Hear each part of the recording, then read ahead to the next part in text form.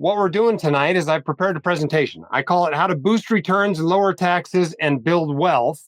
Tonight's subject is real estate. Okay, and there's lots of people out there excited about real estate. Not as many this year as there typically is. And part of that is just because stocks have gone through the roof, particularly US large cap growth stocks, these tech stocks that have gone through the roof this year, with stocks up 26% year to date. No surprise that people are very interested in stocks and not as interested in real estate. But I hope you are investing for the long term. And in the long run, real estate is an excellent investment, even if this year is not its greatest year ever. So a few things. First, if you don't know me, I'm the founder of the White Coat Investor. The White Coat Investor is the most widely read position-specific personal finance and investing website in the world. I also host a podcast by the same name, again, the most popular one in this niche. I've written 4 books, and probably the most important thing I can tell you is that we applied the principles that we talk about in these webinars, that we talk about on the blog and on the podcast in our lives, and it made all the difference in our lives. And so my wife and I have actually been financially independent since 2018, which is a wonderful thing. Medicine is way more fun when you don't have to practice it. And it provides all kinds of flexibility and great things to do in your life. But what you need to know about me is I'm a doc, I'm a blogger, I'm a podcaster. I am not a financial advisor. I am not an accountant. I am not an attorney. I'm probably not licensed to do anything in your state. So this entire presentation is for general educational information, not personalized, specific financial advice as that is legally known. Few disclosures. The White Coat Investor is a for-profit company. Okay, if you go to the website, there's ads up there. That's how we pay for it. It's not a subscription model. 99% of what we do is totally free to you, including this webinar tonight. But we have to make payroll every month. I need to update this slide because we're up to 18 of us working here at the White Coat Investor, and we got to make payroll, right? So we do try to make money. If you happen to buy something of ours, we get paid for that. If you, go to our advertisers, right, they're very happy and we're very happy because they continue to buy ads from us. But you just need to be aware of that. We have lots of financial relationships with lots of companies today, a number of which we will mention. And if I'm talking about a specific real estate company tonight, we probably have a financial relationship with them. You should be aware of that. Okay, what are we going to talk about tonight? We're going to talk about the case for real estate. We're going to talk about the case for private real estate. We're going to go through the pros and cons of real estate. That's only a 2-slide section, but might be the most important section in this whole talk. We're going to talk about the real estate continuum, determining if real estate's right for you and how is it right for you. I've also got a number of case studies that helps you understand where on the continuum someone like you might want to invest. We'll talk about how to get a real estate education, and we're going to spend some time on leverage, which is pretty important when it comes to real estate investing. We'll talk about some issues people have with private real estate investing that I call the dilemma of the minimum investment. We'll talk briefly about current interest rates and how they're impacting the real estate market. We're going to talk to you about our no hype real estate investing course. You can get more information about that at whitecoatinvestor.com/no hype. Then we'll go into the Q&A session. All right. So number 1, the case for real estate. When you build a portfolio, an investment portfolio, the idea is to include a number of high returning asset classes and maybe some lower returning ones. These include things like stocks and real estate, small businesses, maybe some speculative assets in there as well. Real estate returns are similar to stock returns, but they're more easily leveraged. So when you add some leverage to them, you can get a little bit higher returns out of real estate, just like you probably could if you leveraged your stock investments. And when I'm talking about leverage, I'm talking about buying them with borrowed money, right? The idea is to borrow at 2 or 3 or 4%, or even 6 or 7%, and earn at 8, 9, 10, 12%, right? That's the idea behind investing with leverage. But when you're building a portfolio, you want low correlations between your asset classes, right? Correlation 0 means they're not correlated at all. -1 means they're negatively correlated. And 1 means they're positively correlated. So the idea is to not have everything be a 1, right? You want your asset classes to have something less than 1.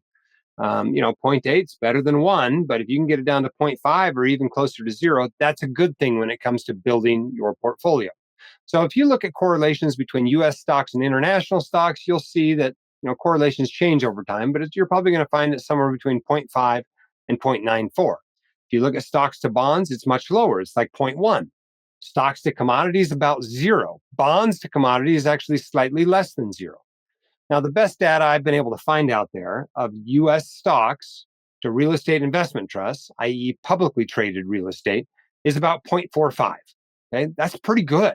That's a benefit to a portfolio to have something with that low of correlation. When it comes to private real estate, however, it's even lower. It's not zero, but it's a whole lot closer to it than it is when you invest in public real estate. So, the main case for real estate, why people add this to their portfolios, why this is often the third asset class added, is because of the high returns and the low correlations. That is the main reason why you put it in your portfolio.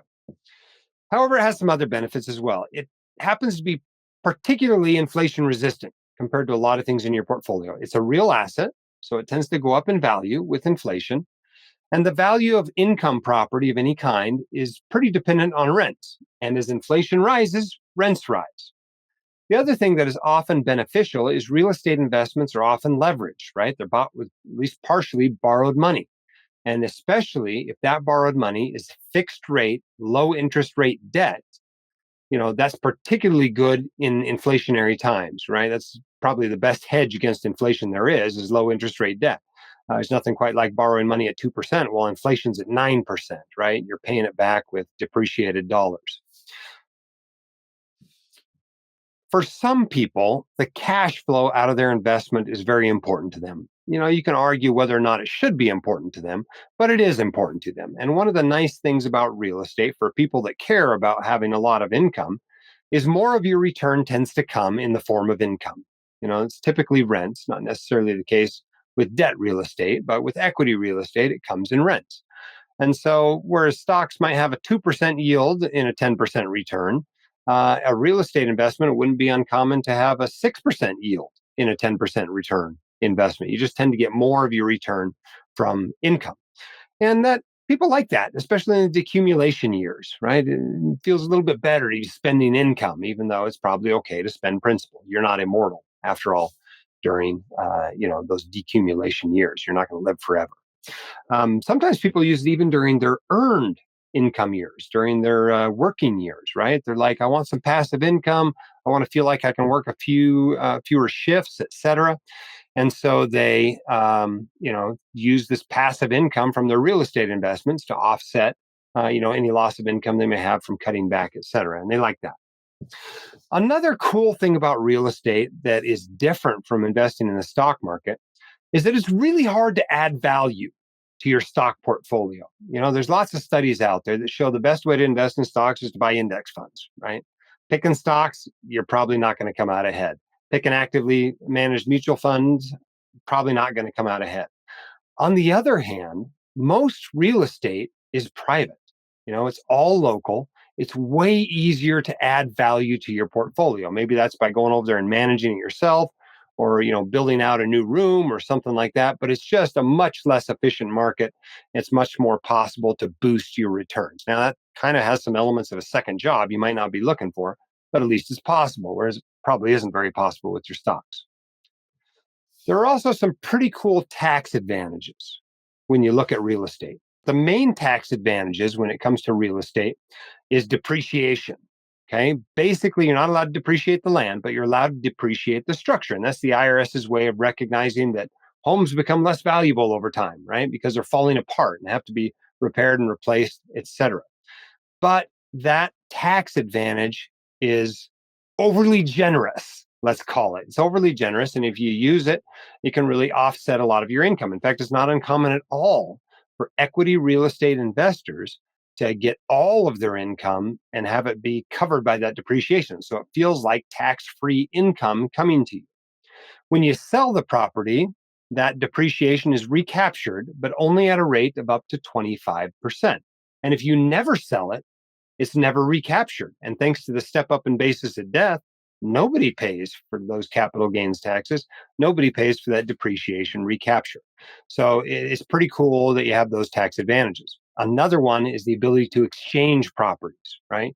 You can exchange one property for another property and just keep depreciating it, right? You don't have to recapture that because you exchanged it. You didn't sell it. That's also a pretty cool tax advantage with real estate. Okay, so the overall stock market is 3 or 4% real estate, right? There's a lot of publicly traded real estate out there.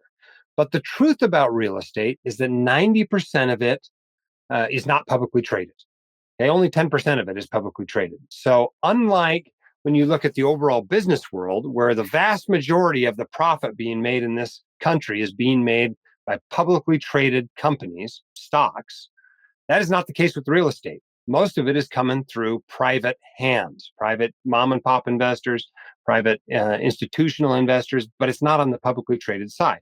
So the idea is to overweight real estate in your portfolio to make up for this fact, okay, rather than just buying what's publicly traded in a capitalization weighted way.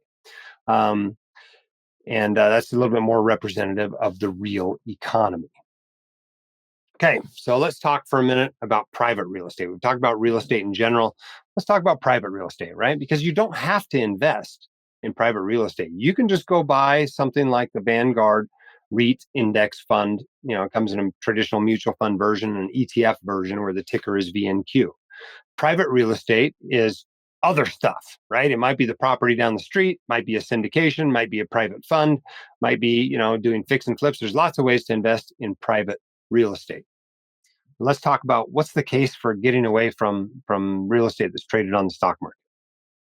Okay, you get high returns still. They might not actually be higher than what you can get with public real estate, but you still can get high returns. You definitely get lower correlations with your with your stocks and your bonds than you do with public real estate, and you may be getting better risk adjusted returns because of those low correlations. You may be getting an illiquidity bonus. The funny thing about the stock market is you can buy and sell every day, meaning that real estate has to be totally liquid to you. Well, if you were willing to be, would you be willing to be less liquid if you got paid for that? Most people would say yes. You don't need access to all of your money every single day. And so there is some sense that investing on the private side can pay you an illiquidity bonus. You generally get lower expenses. When you have a publicly traded investment, it has to follow a lot of regulations. The SEC has a lot of regulations, and it costs money to be compliant with those. But if you are investing under Regulation D, there are fewer. The SEC is not overseeing it nearly as much. There are fewer regulations to comply with, and theoretically, the investment can pass those savings on to you. You also generally are investing in smaller properties, right? These big, huge publicly traded REITs, they need big properties. They're not going to go out and buy individual houses. They're not going to buy small apartment buildings or duplexes or those sorts of things. They just need to put more money to work. So they tend to invest in smaller properties. And then, of course, on the private side, the market is just much less analyzed. There's not thousands of people analyzing the value of each of these REITs every day. And there might only be two people looking at the property you're thinking about buying. And then, of course, the other nice thing you get is you get the depreciation passed through to you, whether you own the entire property or whether you're investing in syndications or whatever. You get that depreciation passed through to you that you may be able to use on your taxes. Okay, so let's talk about some examples. Let's talk about 2022. It's been a couple of years. People might have forgotten this, but a couple of years ago was not an awesome time to be an investor in publicly traded securities, right? My overall portfolio return that year was about minus 10%. The stock market was down 16%. My small value stocks were down about 5%. International stocks were down almost 16%. Smaller stocks were down even more internationally.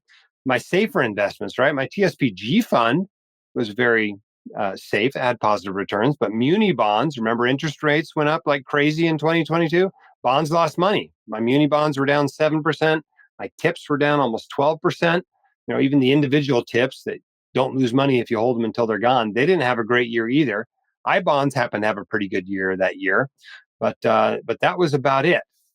Now, if you look at the real estate side of our portfolio, it looked like this. Publicly traded REITs, not an awesome year, right? They lost 23%, even worse than the overall stock market.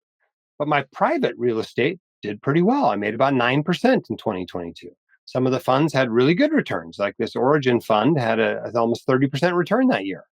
My Income Plus fund had a 10% return. The DLP Housing Fund was up 19% that year. The MLG Fund 4 was up over 10%.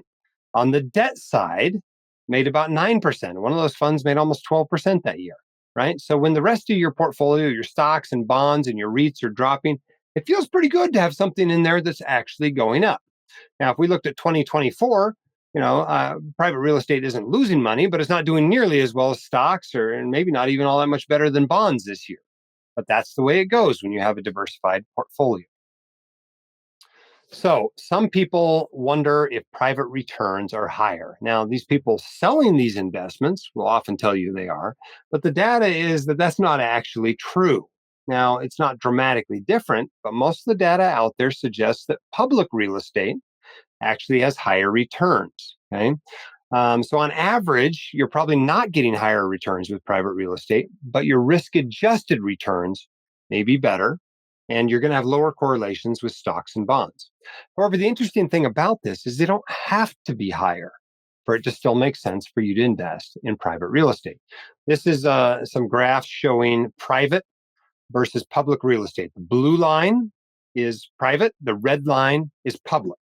And you'll see that they pretty much run right alongside each other, whether we're talking about retail, office, industrial, or apartment types of real estate investments. They basically run alongside each other. It's kind of interesting. You see, when they go down, the public tends to go down first, and then the private tends to go down as it's marked to market.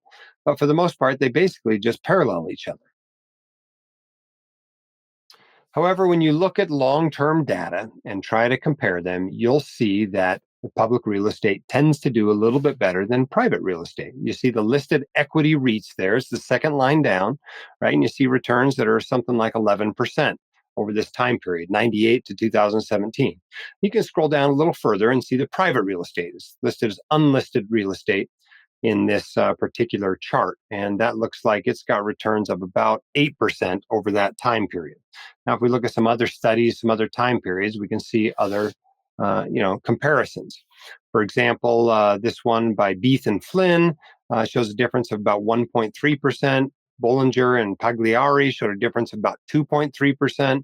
Arnold Ling Narajo, they showed a difference of 1.6%. So on average, maybe 1.7% lower for the private real estate, which is very interesting considering how many people are out there telling you private real estate has higher returns. However, I came across this study that I thought was very interesting, and they got into all kinds of statistical, um, you know, uh, wizardry.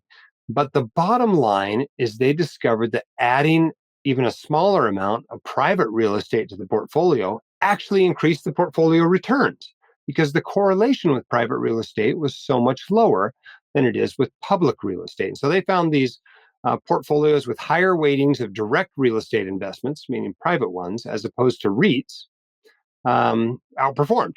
Right? They is very interesting, and so the correlation matters and the return matters. But that's kind of the case for private real estate. The risk adjusted returns. If you adjust for risk, using something like the Sharpe ratio, you'll see that it's been much better on the private side than the public side over the last 20 years.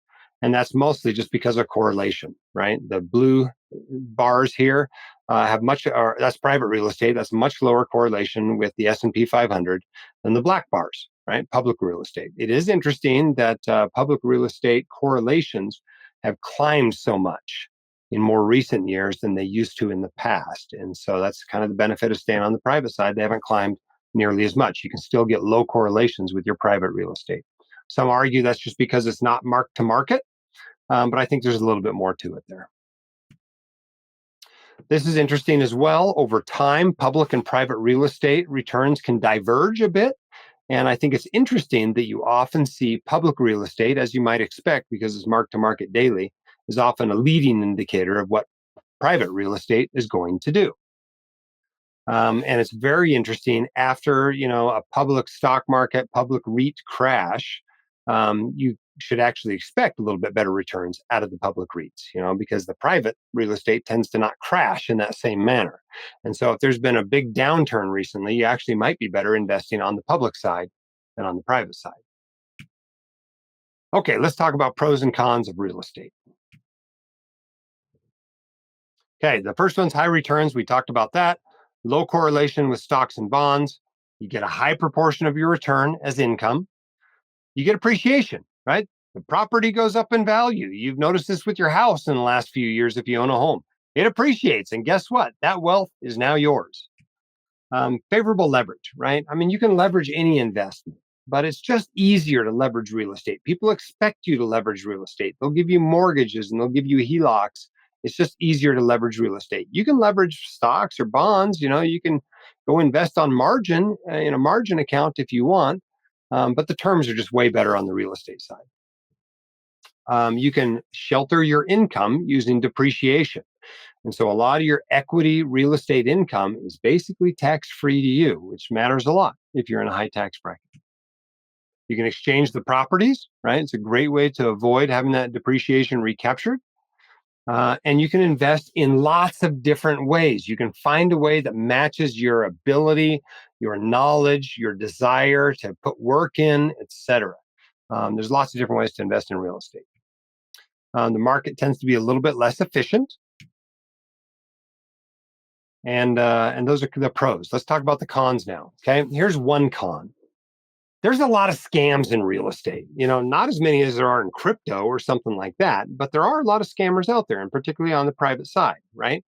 There's less regulation, there's less scrutiny, and that's nice in that you don't have to pay for that, but it also has fewer people watching out for scammers. And so almost all the scammers in real estate are on the private side, not the public side. Now, most people investing on the private side are not scammers, but you should be aware that is one downside. There are a few people out there. Leverage, of course, is cool when it works for you, but it's important to remember that it works both ways. When the value of an investment is falling and you bought it with borrowed money, you're really getting kicked from both sides. Real estate can have aspects of a second job, you know, particularly if you're investing directly, right? Without managers or anything. If you're managing the property yourself, it will often feel like a second job. And while people who invest directly tell me they don't get 3 a.m. toilet calls nearly as much as people worry they will, but it can still happen, right? It's a bit of a second job, and if you're already working 75 hours a week at the hospital, it's pretty hard to get excited about any aspect of a second job. Tenants, if you ask real estate investors, particularly direct real estate investors, what they hate, they'll say tenants, right? You've got somebody living in your investment. And it's somebody that often has no interest in being a homeowner or maybe can't afford to be a homeowner. And they may not treat your investment all that well. Real estate investments tend to be illiquid, right? It's hard to get out. It takes time, it takes a lot of money to get your money out of the investment. Taxes can be complicated, right? You might have to file in multiple states. You might get a bunch of different K1s. You might have to do a bunch of Schedule E's, right? It's just more complicated than if you're just getting, one form, one 1099 form coming from Vanguard or Fidelity that can be imported directly into TurboTax. You're almost surely, if you get into a lot of real estate investing, you're going to be hiring somebody to prepare your taxes, and there's an additional cost to that. Real estate's different depending on where you go. All real estate is local, and you could have totally different rules when it comes to real estate in your state versus the state next to yours, even your city compared to the city next to yours. It can even change neighborhood by neighborhood. And you have to understand the rules of where you're investing and how they're going to affect your investment. There can be some liability as well, particularly if you're not investing via, an LLC or a limited partnership or something like that. Somebody trips and falls on your property, you're liable for it. And so you need to consider that when it comes to your asset protection plan. You're going to need to at least buy some insurance, some liability insurance on that property. And then, of course, it's actually investing is not that complicated. It's pretty easy to invest when you're investing in index funds, right? It doesn't take a lot of expertise to pick a winning mutual fund. It's not that hard once you understand the basics. A lot more expertise is required on the real estate side. Now, there's potential to add some value to your portfolio by gaining that expertise, but let's not kid ourselves that this is just as easy as it is to invest in stocks and bonds. It's not as easy. You got to learn a little bit more about it. That's partly why we put our no hype real estate investing course together, is just to help you get that additional knowledge that's needed when you're investing in real estate. And another con is just that most real estate's in private hands. You can't just go buy a real estate index fund. It doesn't exist that covers most of the real estate in this country, much less the world. What's available publicly is a tiny slice of the real estate out there, and it's really only very large properties. And so, if you want to invest in smaller properties, you're going to have to go into the private world. Okay, is real estate right for you? Well, that's a good question, right? Is it right for you? Well, there's real estate and then there's real estate. Let me give you an example here. Okay.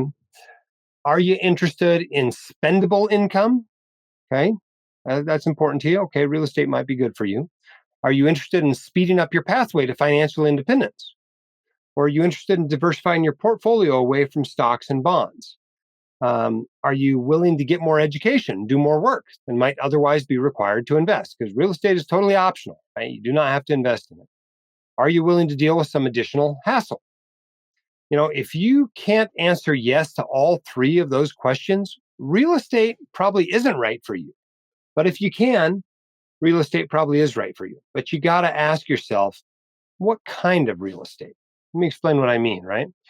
For example, do you like slot canyons? Well, most people like slot canyons if they get a chance to go see one. They're down in Page, Arizona, and they get a chance to go see Antelope Canyon. It's beautiful, and there's stairs in it, and they take pictures, and there's 50 people in there with them on this tour, and they just think it's great. Well, there are slot canyons, and then there are slot canyons. Here are pictures of some of my friends and I off doing slot canyons. Now, this is very different from the experience you have walking around Antelope Canyon on some stairs with a guide, right? And in some ways, walking around Antelope Canyon is really straightforward, simple real estate investing. Doing slot canyons like these, relatively complex real estate investing. And you've got to figure out where you fit on the spectrum of real estate investing and make sure you invest that way. Let me show you what I mean. This is a concept I developed and discuss extensively in our real estate course. But this is what I call the real estate investing continuum. And it goes from the left side to the right side. The left side are direct real estate investments. The right side are very passive, indirect real estate investments. So if we go left to right, we've got ground up construction and fix and flips, short term rentals, long term rentals, then turnkey properties, syndicated properties, private funds and REITs, and then publicly traded REITs, real estate investment trusts. And as you move from left to right, you need less experience, you'll have less hassle, you get more diversification and more liquidity, but you will give up control, you'll give up tax benefits, you'll give up fees, and you'll probably have lower returns. So there's not a right or wrong way to invest in real estate. All of these can be successful ways to invest in real estate, but there probably is a right way and a wrong way for you. It is not mandatory at all. You don't have to invest in any of these ways on the spectrum. You can just buy a total stock market fund. 4% of that fund is invested in real estate, right? It's not like you won't have any real estate investments. You'll have some just buying VTI. But if you want to do more than that, you need to figure out the right way for you. And I hope some of these slides I'm going to go over next help you with that. Okay, on the right side of the continuum, we have publicly traded real estate investment trusts. This is your VGSLX, your VNQ, which is the Vanguard Real Estate Index Fund. These are equity REITs only. It includes 167 of these stocks. That's what they are. They're traded on the stock market. It is more volatile than the stock market, but has a low expense ratio of about 12 basis points last I looked. If you want to invest on the debt side, you can use something like the iShares Mortgage REIT ETF with the ticker of REM. These are both very easy to use. They're very liquid. They're very diversified. And VNQ makes up 5% of my portfolio. I invest in publicly traded real estate. I think it's a good investment. But bear in mind that the expense ratio does not include all the expenses of these companies, right? That's just the mutual fund expense ratio, right? All these companies have business expenses. They don't necessarily pass those through to you in the form of an expense ratio. Next on the continuum, moving right to left, are these private funds and REITs. So these are a collection of syndicated properties. What's a syndicated property? Well, that's when you go out and buy, with like 100 other investors, you buy an apartment complex. Maybe there's 200 doors in this apartment complex. So you all go in together and you buy it. That's a syndication. Well, a fund might have 10 or 15 of those individual properties. And sometimes it's structured as a REIT. That's just a tax structure. Sometimes it isn't. It can be open or closed. It can be a blind pool where you don't know what the manager is going to buy, or it can be already purchased and not be blind. But every fund is unique, right? Each one of these private real estate funds have different structures and different properties in them, different ways they charge you fees, different ways they share the profits, et cetera. It's just way easier to diversify than buying individual syndications, but you are a little more reliant on the fund manager to do a good job. And they often have relatively substantial minimum investments, pretty typical ones like $100,000. You get down below about $50,000 and you're starting to wonder how experienced this fund manager is. But they can be even higher than that. They can be $250,000, $500,000, or $1 million. Okay. And that's just the minimum investment to get into that fund. Debt funds, right? You can invest on the equity side, or you can be the lender. You can invest in the debt side. And this is when the investor money is pooled into a large fund. The manager loans the money out to developers for something like 6, 12, 18 months at a relatively high interest rate. Plus a couple of points is pretty typical. They might be paying 10 or 12%, but they're willing to do it for 6 months to not deal with the hassle of going through a bank. And so rather than doing an individual note carrying the mortgage on a property, you're basically getting 70 or 100 or 200 properties. So it's better diversified and you have less hassle and you're going to get better returns than the individual notes. The risk when you invest on the debt side is that they have to foreclose on these properties because the developers stop paying and then it becomes an equity fund. Another downside of these is they're very tax efficient because the entire return paid out is interest, right? So you're having to pay tax on the entire return every year at ordinary income tax rates. So they're really best held in retirement accounts if you can. But the income from them is dramatically higher than bonds. Rather than making, 4 or 5%, you might be getting 7, 8, 9, 11% on the debt side of real estate. And it's backed by something, right? This isn't a peer to peer loan, it's backed by the property. So if they stop paying, the fund can foreclose on the property. So it gives you a little bit more security there. Okay, as you move from right to left after the private funds is syndications, right? These are individual properties you're buying. You can analyze the deal. You go in there with, 100 other investors or something like that and buy a big office building or a big apartment complex or a big industrial complex or whatever. You hire a manager, an operator to do it. This allows you to buy larger properties that you otherwise couldn't afford to buy, right? The classic example is an apartment complex. You might put in there $25,000 or 50 or $100,000, and you're a passive investor, right? You're a limited partner. The general partner or operator or manager has to run the deal. So your risk is limited to you can lose everything you invested, but you won't lose more than that. That's not the case when you buy properties directly. You can lose more than you ever invested, but not when you're doing it via a syndication. So you get to be a passive investor. You get to analyze each deal before you invest. You can't lose more than your investment. The downside is they tend to have relatively high minimum investments and can be tricky to diversify. We'll talk about the dilemma of the minimum investment later. So we continue to move on the spectrum. Now you're owning the properties all by yourself. A turnkey property is where somebody sells it to you, manages it, and helps you sell it when you're done. Right? So you get all the benefits of ownership without any of the hassle of ownership. They manage all the tenants, they manage the buying and the selling and the lending and all that sort of stuff for you. So you might not have as much control as you like over the small things, but you control the big things, like when it's sold, for instance, big renovations or that sort of thing. You might be locked into the management for several years, but usually not forever. And you can get out after a couple of years and hire your own manager if you want. But the nice thing is you don't have to go find your own tenant, much less manage that tenant.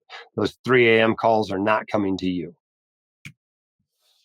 Moving further left on the spectrum, we come to longer term rentals. And this is the classic mom and pop. I own a rental home down the street and we rent it out and we have renters in there, right? You're investing directly, you buy the property, you rent it out, you get maximum control over the property, you get all the benefits available to it.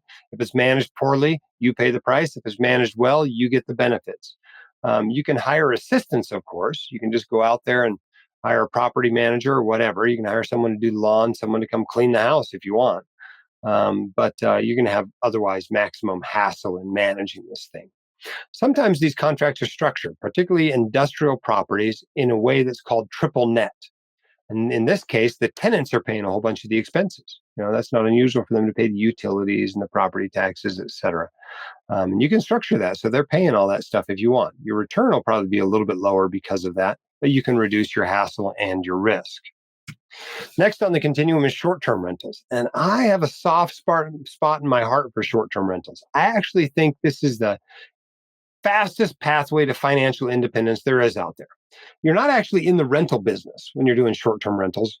You're in the hotel business, right? Because these people are only staying in the property for 3 days or 7 days or 2 weeks or something like that. But you can charge a lot more because they're not comparing it to renting an apartment or renting a house. They're comparing it to hotel rooms. And you pay a lot more to stay in a hotel than you do to rent out an apartment. You generally have higher overhead, especially if you have a manager. Instead of paying 5 or 10% for management, you might be paying 25 or 30% of what you bring in. But if you're willing to manage that yourself and save that money, you could have as high as 20% cash on cash returns and maybe be financially independent with as few as 5 doors under management. And that's pretty enticing to people to be financially independent with maybe only $500,000 worth of down payments. There's lots of risks, but this can be a particularly good side gig for the spouse of a high income professional. You're bringing in the money that you can use to buy the properties as the high income professional. The spouse has a little bit of time to manage them. Maybe they can get real estate professional status and get some extra tax write offs because of it. Sometimes it can work out very well. And I think if you really want to get to financial independence very quickly, this might be the fastest way to get there.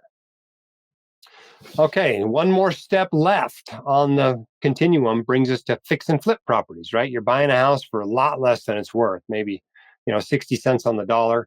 You fix it up very quickly and cheaply, and then you sell it. And if the market's rising, you got that extra tailwind while you're holding on to the property and renovating it. That can be a headwind if prices are falling, of course. But how quickly you can flip it, having these systems in place and being fast and efficient can really, affect what your return is. If you're terrible at doing flips, it's not hard to lose money doing fix and flips. But if you're good at it, better than most people see on those TV shows doing fix and flips, you might be surprised how well you can do at it. The hard part is deciding how much are you going to do yourself versus hire out.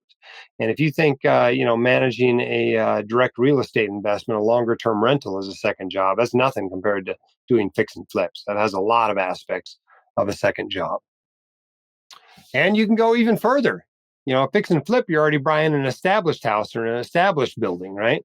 You can just buy a lot and construct on it. Now you're not just in the rental business or the hotel business, you're actually in the construction business. You got to do permits, you got to put the foundation in, you got to do the framing, right? You got to do everything when it comes to the house. It's all yours. And you can build them on spec, or you can get a client and custom make them for that client. And I think this is where you can find the maximum possible profits in real estate. You've also got the maximum risk and hassle. And I think most people who consider themselves real estate investors are not interested in ground up construction, at least not while investing directly. But if you are, there's a lot of potential. Okay, so left to right, you need less experience, you get less hassle, you get more diversification, you get more liquidity, you get less control, worse tax benefits, more layers of fees, and probably lower returns. If you're willing to be doing fix and flips, you ought to be making a whole lot more than if you just put that money into V&Q and waited, right? It's a lot of work and you should be paid more for that work. Okay, so how do you choose? Where do you belong on this spectrum, right? Well, what I've found over the years is that most real estate investors are not super passionate about their job. They don't just totally get turned on by this idea of providing housing for people. It's not like doctors out there who are just thrilled to be out there providing healthcare for people, that they feel like this is a calling in their life. I've yet to meet a real estate investor who felt like this was a calling in their life. They're doing it mostly for the money and the tax benefits and those sorts of things, right? So if you don't want that as a job, don't take it as a job, right? Don't be on the left side of the spectrum where there's lots of elements of a second job. Be more on the right side of the spectrum. Ask yourself, what are your financial goals, right? Do you need more than just a standard plan, right? Do you need to even invest in real estate? Maybe you can get there with just stocks and bonds, or maybe add a little bit of public real estate and you can get to your goals. Maybe you don't need private real estate. You don't need direct real estate investments to reach your goals.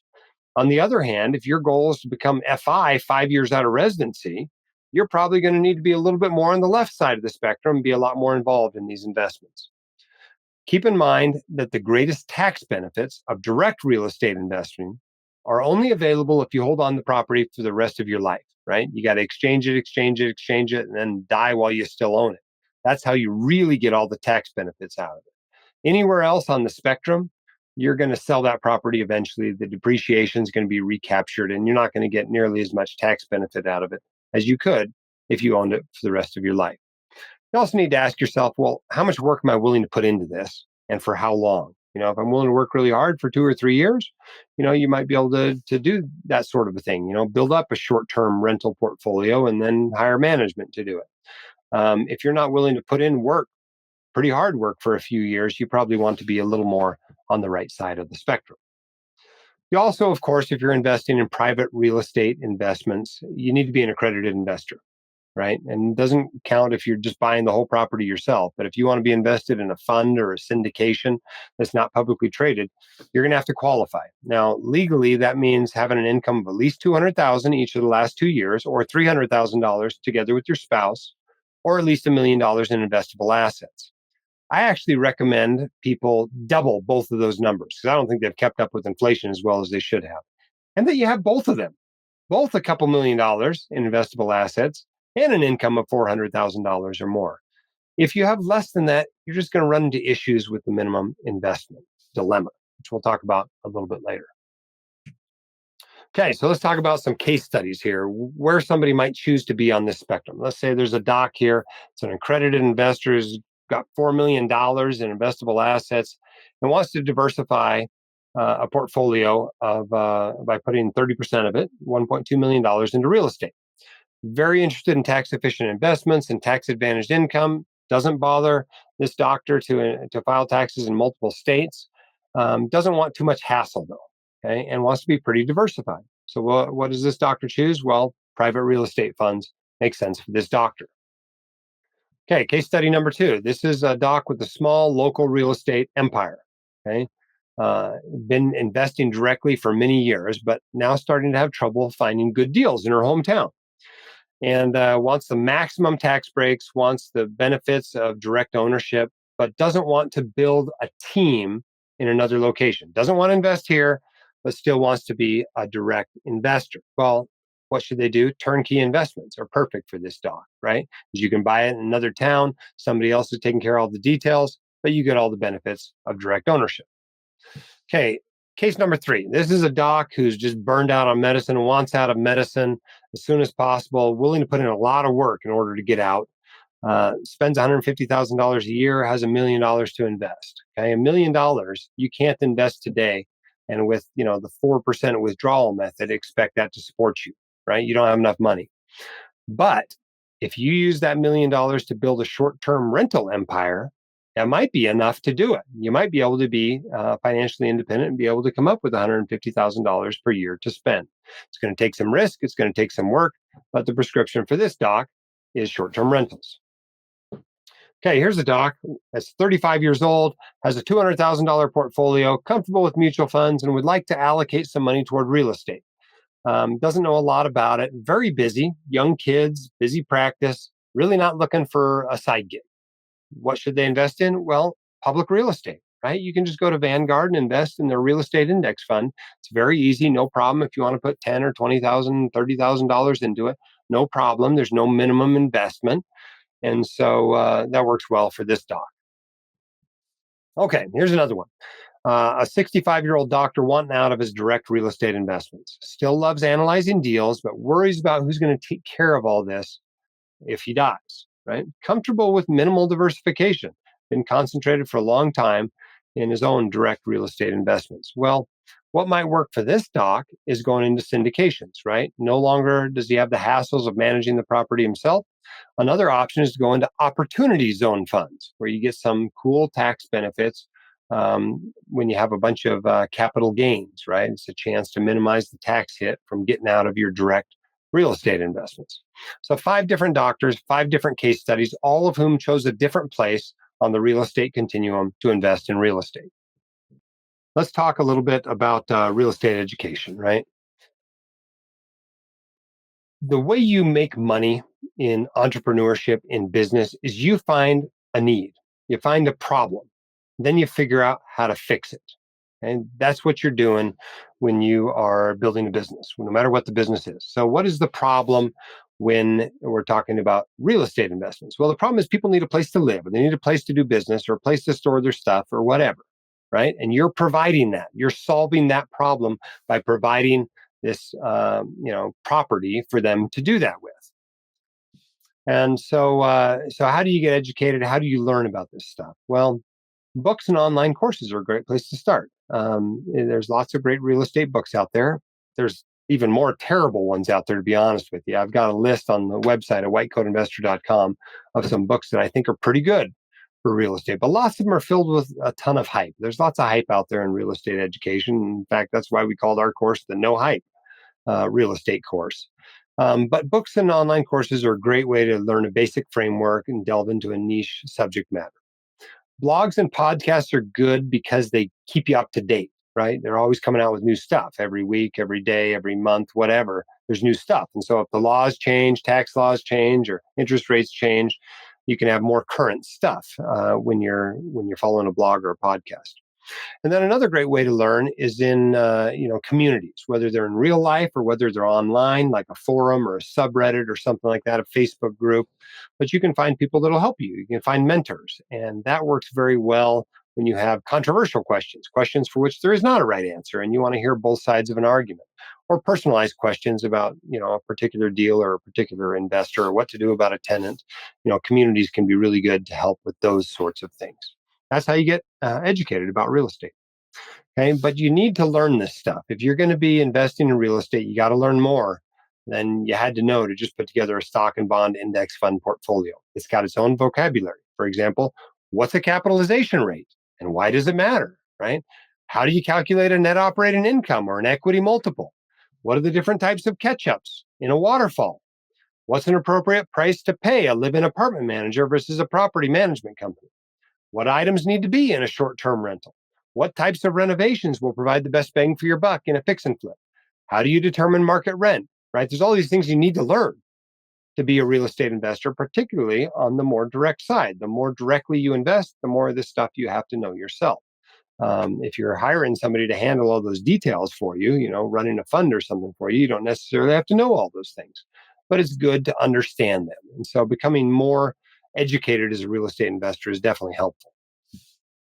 Okay, let's talk for a few minutes about leverage. Leverage is debt. Okay, that's what it is. When you or your representative buy a property using borrowed money, you are using leverage, or in stock market terminology, buying on margin.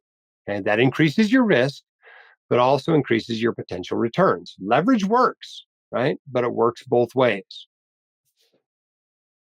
Okay, here's an example of leverage and how it works, why it works. If you buy a $200,000 condo with cash, maybe it pays you $10,000 a year for 5 years and appreciates 25%. Then you sell the condo, you pay 6% in closing costs, and walk away with $266,000, $266,200, which gives you a cumulative return of 42.5%, or about 7.3% per year.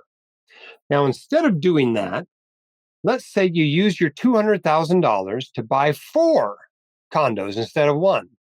Now your cash flow's barely covering your expenses, but the condos appreciate 25%, and then you sell them. You pay 6% in closing costs and pay off the mortgages. You walk away with $360,000, a cumulative return of 80%, which annualizes out to about 13% per year. That's the benefit of leverage, right? You're investing using other people's money, borrowed money. And when things go well, that really helps boost your return. So is leverage good? Wait a minute. I thought, leverage was bad. Well, it can be good. It can be bad. You've got to control the risk. If you put 25% down, you're using $3 of other people's money and $1 of yours. If you put 33% down, a down payment we're talking about, you're using $2 of other people's money for every $1 of yours. If you're only putting 5% down, you're using $19 of other people's money for every $1 of yours. So obviously, the more leverage, the better off you do when things go well. But the more leverage, the worse off you are when things go poorly. So you need to consider the worst case scenarios. What are you going to do if property values crash and rents decline? How long can you ride it out? Well, the less leverage you have, the longer you can ride it out. And really, the key here is cash flow positivity. You want to have positive cash flow from the property. Okay. So after paying all the expenses of the property, including the mortgage, the interest and principal on that money you borrowed, you want to still have money coming from the property into your pocket, not coming out of your pocket into the property. You can have an infinite number of cash flow positive properties, but even a well-paid doctor can't support more than, three, four, five cash flow negative properties. It's very stressful to have cash flow negative properties. And the way you have positive cash flow properties is putting down more money, right? So what do the pros do? Well, it's very interesting. When you look at these people that have been doing this for decades, that do this at scale, that do this running a fund or syndications, how much do they put down? Well, they put down 25 to 50% of the value of the property, typically something in the 30s, 33%, 30%, 35%. That's kind of the typical range they use. And why is that? Because that's how much you have to put down to make sure you stay cash flow positive and can ride out any downturns. Okay, let's talk about the dilemma of the minimum investment. Okay, let's say you have $1 million portfolio and you want to invest a third of it into real estate and you prefer syndications. Well, if these syndications you're looking at have a $100,000 minimum investment, you could buy three of them and have $33,000 in cash left over in your real estate allocation. But if one deal goes south, you lose a third of your real estate and 10% of your entire portfolio, right? That's a big deal. You're not that diversified. You've got pretty concentrated risk on the real estate side of your portfolio. And in fact, if you're only saving $100,000 a year, like many doctors are, and a third of it goes to real estate, you're going to be saving for your next syndication for 3 years, right? So these minimum investments that are 50,000 or 100,000 or 250,000 can have a real impact when your portfolio isn't that big or when you're not saving that much money a year. Now, if you're making $2 million a year and you got a $10 million portfolio, this probably isn't an issue for you.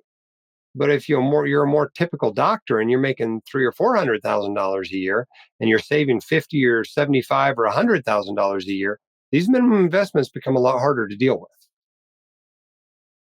So if you look at our current advertiser list, these are the companies that advertise with WCI. You can see the minimums are pretty variable, right? You can use the Fundrise REIT. This is a private real estate investment trust with only a $500 minimum. And some of the crowdfunding sites like Equity Multiple have a $5,000 minimum. Origin's got a $50,000 minimum. Wellington has a $50,000 minimum. The Mortar Group has a $50,000 minimum. 37th Parallel, again, $50,000. Jax has $100,000 for their fund, or you can buy a turnkey house through Southern Impression Homes. They expect you to have to put down $60,000 to $75,000 to do that. DLP has a $100,000 minimum right now. So you can see this becomes a dilemma, right? If you're not putting that much into real estate, it's a lot harder to do this. So as you earn more and as your portfolio grows, this dilemma gets better and eventually goes away, right? So I talked about what an accredited investor has to have as a minimum. This is the legal minimum, right? $200,000 in income or $1 million portfolio. But I think you ought to double both of those numbers and have both of them. Or the alternative is to have very concentrated risk and not be diversified. But I think the most important thing when it comes to being an accredited investor is not just meeting the minimums, even my doubled minimums.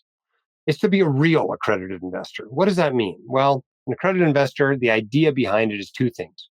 One is that you can evaluate the merits of the property without the assistance of an advisor, accountant, or attorney. And two, you can lose the entire investment without it affecting your financial life. And if you can't check both of those boxes, you probably don't have any business buying syndications, private real estate funds, et cetera. You just need to learn more about real estate, build more wealth before you do that. You can invest in small minimum deals, but the downside of doing that is the ones that have low minimums are often the least experienced operators, and you end up having a lot a lot of operator risk with those companies. The better ones tend to charge higher minimum investments. So, in order to invest directly, you're going to need $50 to $200,000. You either have the money or you don't. If you don't, you got a few options. You can hack, right? You can rent out a room in your house, something like that. You can provide some sweat equity in a partnership, right? Where they're bringing in the money and you're doing the work, right? That's an option. Or you can just save up the money. It just takes a little bit longer before you get into the investments. But those investment minimums can range anywhere from $5,000 to $1 million. And like I said, the more experienced ones tend to have the higher minimum investments, and that just makes it harder to maintain diversification until you reach a certain level of wealth. Okay, let's talk briefly about interest rates and how they're affecting real estate investments. The yield curve right now, and this picture's from like a week ago. When I was putting this presentation together. These numbers are from like a week ago. The yield curve is still flat to inverted, right? So what does that mean? That means long-term rates are not necessarily higher than short-term rates like they are classically, right? It's pretty flat right now. A 30-year mortgage, if you went out to buy a house right now, would be about 7%, just under 7%. And that's kind of where we're sitting. That feels high to those of us who have 2.5% mortgages, right? Because it wasn't that long ago. But the truth is, this is pretty typical. This is kind of where interest rates have been long term, right? They've been higher and they've been lower, but this is not a high interest rate environment. This is a pretty typical or a moderate interest rate environment. I think it's important to understand what happened in 2022. Rates went up about 4% across the board, short term and long term rates. And so people who were over leveraged in real estate got into trouble. Some of them got into trouble right away, especially if they had variable interest rate loans and they had a loan that was 3%, and then it became 7%. And all of a sudden, they're in a cash flow negative situation and having problems. In fact, there's a lot of people out there with variable loans that bought rate caps that are just starting to reset now, 2024, 2025, 2026. And then they're going to be in trouble if rates don't drop dramatically. And they're probably not dropping dramatically. The Fed is definitely signaling it's probably going to drop rates, but maybe it's a couple of quarter percent points, quarter percent cuts, that sort of a thing, not going down 4% like they went up 4% in 2022. In 2022, those debt funds, those private debt funds were able to raise the prices, the rates they were charging to borrowers, but they weren't able to raise them 4%, right? They raised them more like 1.5%, 2%. There's lots of people right now that are not moving out of their houses because they're locked into low rate mortgages. So there's less inventory on the market and increasing, demand for the few properties that are out there. There just isn't that much supply. They haven't been building enough, multifamily or single family housing for, 12, 15 years. And so we're way behind the amount we need. And that supply issue is keeping housing prices up. Now, in 2024, and this is already out of date, because of how stocks have done the last week or so, but the overall stock market is actually up about 26% on the year, and publicly traded real estate is up about 6% on the year as of today. And so we're talking about, the Fed's talking about decreasing short-term rates over the next year, 1.2, one cut, two cuts, maybe three cuts, something like that. But remember that they don't necessarily control longer term rates. And the longer term rates are generally what you're dealing with in real estate. So even if the Fed cuts rates by 3/4 of a point or 1% or something like that, that doesn't mean that, 10-year treasury rates are going to change, much less 30-year mortgage rates. They could actually go up. That's what happened in the last month is interest rates came down on the short term and actually went up in the long term. Surprised a lot of people. Okay, a little bit of information about our No Hype Real Estate Investing course. There's over a dozen faculty members that have given lectures for this course. It's over 25 hours of content, covers the entire real estate spectrum, soup to nuts. Assumes you don't have any prior knowledge about investing in real estate, but it still covers the topics in depth. The emphasis in it is on no hype, straightforward, tell it like it is education, right? We don't want to blow smoke on you. like so many courses and books, etc., out there do. Real estate investing is not risk free. It is not a guaranteed path to quick riches. In fact, if you're trying to get rich quick, you're almost surely going to get burned no matter how you're investing, including in real estate. So we try not to give you any of that hype and just tell you the way it is. We give you practical tips for every type of real estate investing, whether it's short term, whether it's publicly traded, whatever.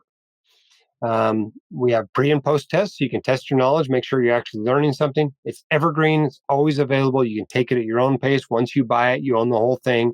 You don't have to show up on Tuesday night at 8 o'clock to be with your class. It's self paced. You can take it as you like. And in fact, if you have an Apple device, you can listen to it podcast style on your commute. But what does it contain? There's an introduction, talks about why real estate, goes through the vocabulary of real estate that you need to know, shows you how to find money to invest in real estate. We talk extensively about the real estate spectrum that we mentioned tonight. Talked about how to buy it in retirement accounts and what the different ownership structures can give you when it comes to real estate investing. We talk about publicly traded real estate, private real estate funds, syndications, turnkey properties, long term rentals, short term rentals, fix and flip. We talk about the tax benefits in great detail. Talk about how to title and protect your real estate from lawsuits, whether the lawsuit comes from practicing medicine or from someone slipping and falling on your property. Then we provide as many resources as we can. We're always adding new things to this to give you, more up to date information, more extensive education. And then, of course, like I said, we have some post tests and wrap up information in the course. But as for those of you watching this, we've got a special deal for you on the course. It's 20% off starting now for the next week. 20% off. You use this code START20, and you get 20% off the course. Right. There's no risk to you for this course. Like all of our courses, you get a 1 week, no questions asked guarantee. You go watch 5% of it and you're like, you know what, this isn't for me. I don't want it. Just let us know. We'll give you your money back. Occasionally people do this. This is about 3% of people that buy it. It's not very many. Most people are very happy with it. But if you just want to check it out, that's okay with us. We'll let you do that and you can check it out and see if you want it. But that's available at whitecoatinvestor.com/no hype. Okay, what else do we have? Well, we have a bunch of free stuff too, right? We got the White Coat Investor blog and podcast. We cover real estate on those from time to time. We have a free monthly real estate newsletter. Okay, this tends to be written by Brett, our COO, who actually has a fairly extensive short-term rental empire he's got here in the Utah area. He's also been a general contractor for 20 years of his career, right? He's done ground up. He knows plenty about fix and flip and has done some other real estate kind of investing, also does some investing on the passive side. Now, I've also had some direct real estate investments, but mostly I invest on the passive side. And so we tend to write the material for that newsletter, but also sometimes we send out emails written by our real estate partners and sponsors that can give you some more information. That's a totally free newsletter. You can unsubscribe anytime you want. You don't have to read it. You can just delete it, whatever. But it's totally free for you. You can sign up at whitecoatinvestor.com/free-monthly-newsletter. We have a list of real estate partners that you can find on the website. You go to our tab up there. It says recommended tab. And if you scroll down, you'll see real estate companies that sponsor the White Coat Investor. And a lot of these I've invested with myself, been investing with them for many years. Now, that's no guarantee to you that you can't possibly lose principal. These are risky investments. But it does give you some sense that at least we looked at them. And if we get a bunch of complaints from white coat investors, we'll take them off the list, no matter how much they're paying us. If you want to learn more about real estate, you can come to WCICon. This is a physician wellness and financial literacy conference. Next year, it is in San Antonio. It's February 26th to March 1st, and we have a number of lectures there about real estate. You can talk to other real estate investors while you're there. You can sign up at WCIevents.com. Obviously, that's not all about real estate, but it does cover some real estate material. What do you think? Here's our first question. This one comes from Steve. It says, what do you think of VUSXX instead of bonds for both fixed income and your emergency fund, given bonds' poor recent performance? Well, VUSXX, I don't think has anything to do with real estate. I'd have to look it up, right? I didn't memorize all the ticker signals in the symbols in the world. USXX, according to Google, says that's the Vanguard Treasury Money Market Fund. Okay, so it's a money market fund. It buys short-term treasuries. less than a year. Uh, it's not real estate. It's fine for any sort of cash use you have. There's nothing wrong with it. It's a great fund. It's fine for your emergency fund. Should you use it for your fixed income? Well, if your written investment plan says keep all your fixed income in cash, then sure, go ahead and use that. But I would not like chase performance or yield when it comes to your portfolio, right? This isn't about what did best the last year or two. And just because bonds did poorly in 2022 doesn't mean you can't buy bonds now. They're a much better investment than they were if you bought them in 2021 now because the yields are higher. And that's the best predictor of future um, returns from bonds. So hope that helps. Okay, our next question is from June Lee, who asks, what are the tax implications of exiting an evergreen fund like the DLP Housing Fund? Sorry if this has been addressed. I'm stuck in a family event and can't listen live. Well, that's all right. I hope the family event is good. But what are the tax consequences? Well, the DLP Housing Fund does a pretty good job of managing taxes. I've been investing in this for several years, and they have yet to send me any taxable income. Now, I get income every year from it, but it's not taxable. It's been covered by depreciation. When you sell, though, that depreciation you benefited from gets recaptured. I've never sold out of the DLP Housing Fund, but I would expect to have a tax bill, right? Depreciation gets recaptured at up to 25%. And then you might have capital gains taxes that you pay in addition to that. But the bottom line is you're going to get a K1 from them just like you do every year. You're going to give it to whoever prepares your taxes and let them sort it out. But I would not expect, selling out of the fund to be some sort of tax-free event. It won't be. You're going to pay taxes when you exit a fund. Okay, our next question comes from Andres, who asks, I have two houses rented at a 7% interest rate. Should I pay them off with cash that I have or use cash to buy more houses? Well, this is a question of leverage. How much leverage do you need to meet your goals? I mean, the first thing I'd ask is, are the houses cash flow positive? Do you have plenty of cash coming in? Do you need to reduce the leverage on this to make sure you have cash flow positivity? If so, then you better do that. You might want to refinance and put some cash in, et cetera. But if you don't have that need, you need to ask yourself, well, how much leverage risk do I need to reach my goals? Are you nowhere near financial independence? Maybe you need to continue to use some leverage.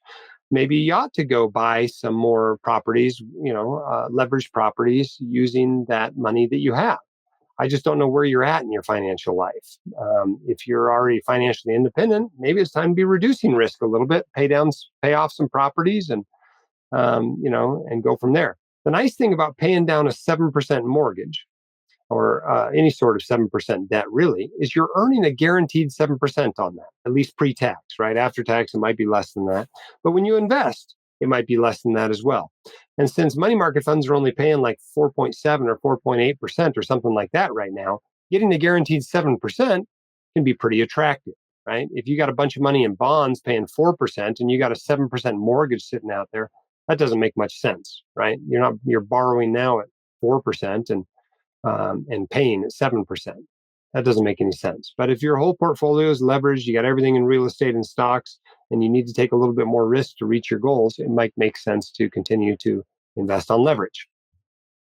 But I would have a plan for when you're going to reduce that if you're going to.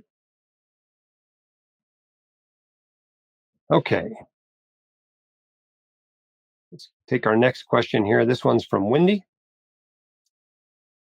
Who are the scammers in private real estate? Boy, I wish I had a list of them and I wish I could know who they are in advance. Unfortunately, by the time you figure out who the scammers are, it's usually too late.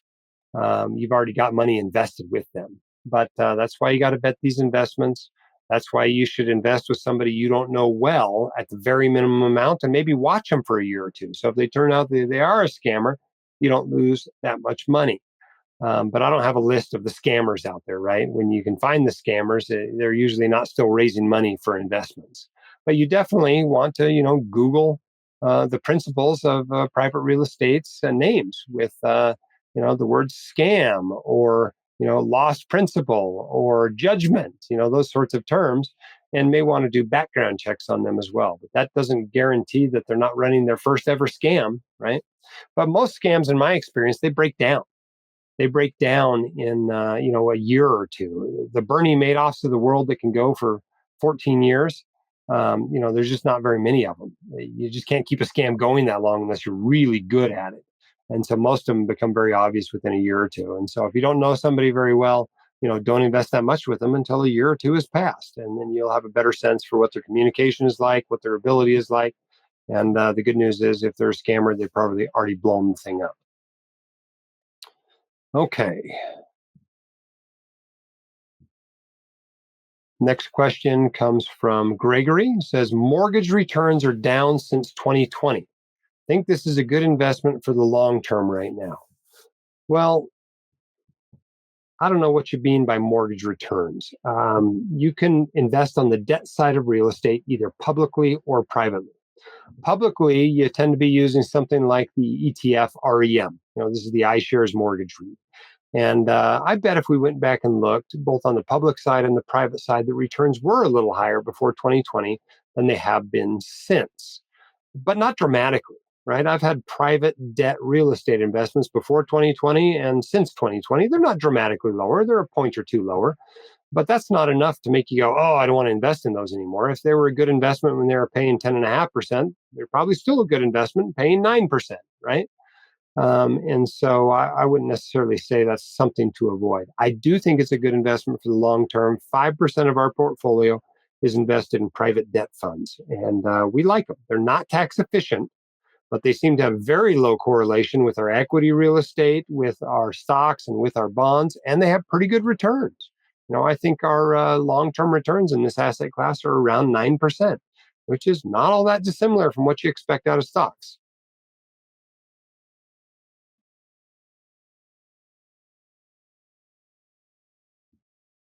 Okay, next question is from Alexander. Can you comment on farmland? Oh, farmland's fun. Lots of different ways to invest in it. I mean, you can go out and buy your own farm, right? You can even farm it if you want, or you can rent it out to a farmer. It's kind of a cool niche way to invest in real estate. I don't know that I'd put all my real estate money into farmland, but there's some unique things about it, and maybe it has relatively low correlation with other types of real estate. One of the ones that I find really interesting is timberland, right? The cool thing about buying timberland is if you can't get a good price on your timber this year, you don't have to sell it this year. You just wait till next year, and see, there's even more of it, right? It continues to grow, barring a forest fire. And so I think that's got some pretty good long-term data on how well that does. Farmland has some cool stuff out there about it as well. I don't have any farmland investments. I'm not a farmer. I didn't grow up in an area where there is much farming. I grew up in Alaska. There's only a little bit of farming there, and it's a very short season where you mostly just grow huge cabbages. But if you know a lot about farming and you feel like you can really evaluate those investments, this might be a good niche area for you. There's two or three companies out there doing crowd-funded farmland investments that you can get in for relatively low minimums. So maybe you can buy 4 or 5 of these for $5 or $10 or $20,000 a piece. No promises on how well they're going to do, but I do find it an interesting area to watch. I don't think I put all of my real estate into farmland, but I think it's certainly fine to have some of your real estate money in farmland. Okay, this one comes from Harvey. As a stay-at-home spouse of a high-income professional, I'm interested in the tax benefits of attaining real estate professional status. Can you talk a little bit about the pros and cons of reps? Well, this is a really cool thing you can do if you can do it. The issue with, and this is mostly about depreciation, right? This cool, slightly unfair tax benefit of real estate investing, right? That you get all these losses passed through. It's not unusual, in fact, to buy a property or to even buy into a real estate fund that really prioritizes this. And maybe you put $250,000 in, and that first year get back a deduction of $150,000 in depreciation. That's not unusual, and you can use that to offset real estate income, and you carry forward any unused depreciation year to year. But if you are a real estate professional, you can use that loss against active income, right? So if your spouse is a real estate professional and you're a highly paid doc, you could offset some of your clinical income using this depreciation from your real estate professional status. So that's the attraction of becoming a real estate professional or having your spouse do it. And it's got a couple of downsides, right? The main one is you have to actually be a legitimate real estate professional, right? That means you don't do anything more than you do real estate. And I think the requirement is 750 hours a year. So you've got to do quite a bit of time in real estate. And if you divide that out by 52 weeks, it's like 16 hours a week or something. So this is not something you do for an hour once a month. This is something you're supposed to be doing for 16 hours a week, right? So you're now managing properties, or you're out there doing all kinds of stuff, working in real estate, not just, taking real estate investment courses. That doesn't count. It's got to be actually working in real estate. But if you do that, you can use the depreciation against your ordinary income, and that's pretty cool. Otherwise, it can only go against your passive income, your real estate income, essentially. There is another way to use depreciation against your income. This is known as the short-term loophole. And you don't have to have 750 hours in real estate. You can have as little as 100 hours and use it against some of your ordinary income. So when it comes to short-term rentals, there is another loophole that's worth looking into, and you can search that up on the White Coat Investor blog, or we cover it more extensively in the No Hype Real Estate Investing course. But those are both great ways to use depreciation against your ordinary income. And it is a good combination. A highly paid doc and a real estate professional married to each other can be pretty advantageous tax-wise. Okay, from Gail, I understand that one can put direct real estate properties in a self-directed IRA. However, the big investing companies such as Schwab, Vanguard, and Fidelity do not do this. Is it a taxable event to move money out of a retirement self-directed rollover IRA to an IRA that can contain direct real estate? I'm not sure you're using your terms right here, but I think I can answer your question. An IRA rollover is never a taxable event, right? Whether you're coming from a 401k to an IRA or one IRA to another IRA, that's not taxable. Sometimes it can be a bit of a hassle, a little bit of paperwork, and you got to wait 2 or 3 weeks for the rollover to be complete, but it's not taxable.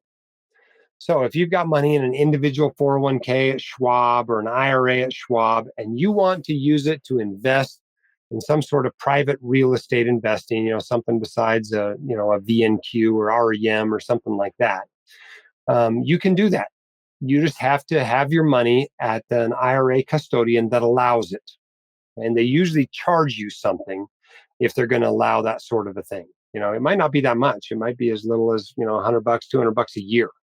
It doesn't necessarily have to be expensive, but usually have to be someplace that offers a self-directed IRA, and these are often customized IRAs, customized solo 401ks that allow lots of other cool benefits. Maybe you can do Roth conversions or a mega backdoor Roth kind of contributions in these solo 401ks. But there's no tax cost to moving money from one type of IRA to another type of IRA. You can absolutely do that. I would caution you against using your retirement account money to invest in equity real estate, right? You can do it, but there's a lot of gotchas you got to watch out for. The first one is you lose a lot of the tax benefits of having that in your taxable account, right? When you're investing in taxable using non-qualified money, and you get depreciation, it gets passed through to you. Well, if that's in an IRA, that's not necessarily the case. Plus, if you're using leverage for that equity real estate in an IRA, but not a solo 401k, in the IRA, there's another tax called UBIT, unrelated business income tax, that you can be caught with.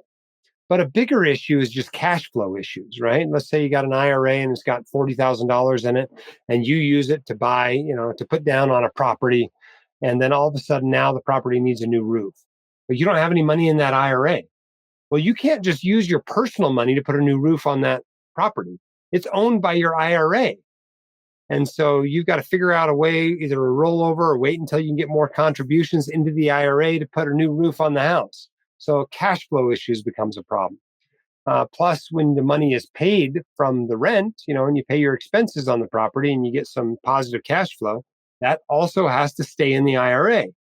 And if you don't have other investments in the IRA to put it into, some sort of liquid investments, it might just sit there in some sort of IRA checking account paying you 0%. And that's kind of less than ideal as well. So I actually prefer to use retirement account money for other types of real estate investments, things like debt real estate that's super tax inefficient. That's a great place to own it. Things like publicly traded real estate. That's a great place to own it. It's not that tax efficient. You're not getting depreciation passed through to you. And so that can be a great thing to hold in your retirement accounts as well. But if all your money is retirement account money and you want to invest in real estate, you may have to invest in private real estate via a retirement account. Hope that's helpful, Gail. All right, let's talk about international real estate, particularly international real estate held in Canada or other countries. Canada is a beautiful place. I would love to have a property in Squamish just to go visit there and go mountain biking and climbing and kayaking and all kinds of fun stuff. But I am not familiar with Canadian real estate laws nearly as much as I am with US real estate laws and tax laws. So I may not be the person to answer that question.